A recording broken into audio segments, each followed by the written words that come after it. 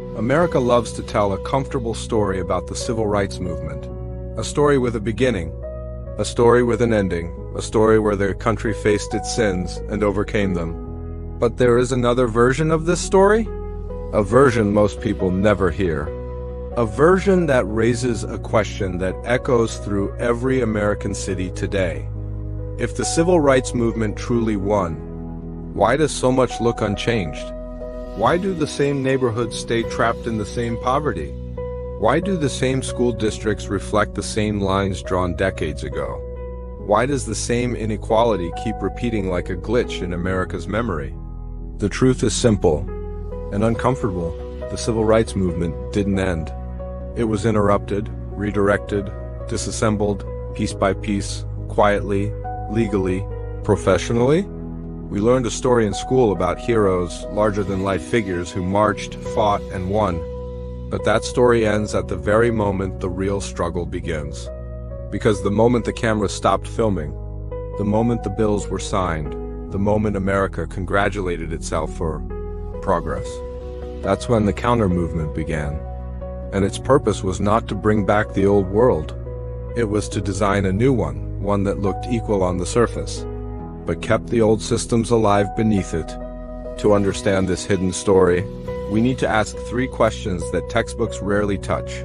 First, why did the movement collapse right after its greatest victories? Second, how did the systems it fought survive, and even strengthen after being reformed? And third, why do the same inequalities today look nearly identical to the ones from a generation ago? These questions are the key to everything. But to answer them, we have to go back, not to the speeches and the march, but to the machinery the movement faced. Because long before Rosa Parks sat down, long before Martin Luther King Jr. dreamed aloud, long before the first march, America had already been built around a blueprint.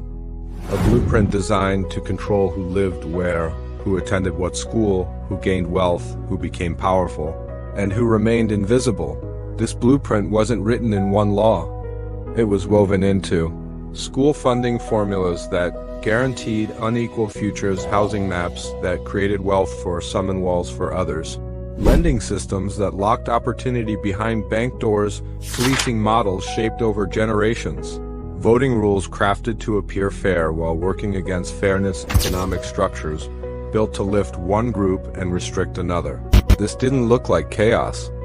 It looked like order carefully crafted, decade after decade. And when you understand that, you understand why the version you learned in school feels incomplete. Schools teach the heroes but not the systems. They teach the victories but not the backlash. They teach the laws but not the mechanisms those laws tried, often failed, to break. Because here's the truth. The moment the civil rights movement pushed forward, America's systems pushed back.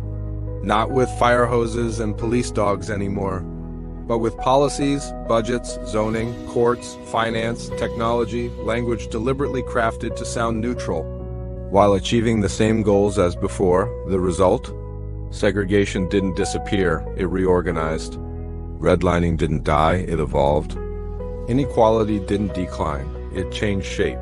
And the nation moved into a new era that looked cleaner, but hid something familiar under its surface. Every modern statistic that shocks people today, education gaps, policing disparities, wealth divides, housing inequality, is not new. It's the pattern repeating. The same pattern, the same consequences, the same architecture, still at work?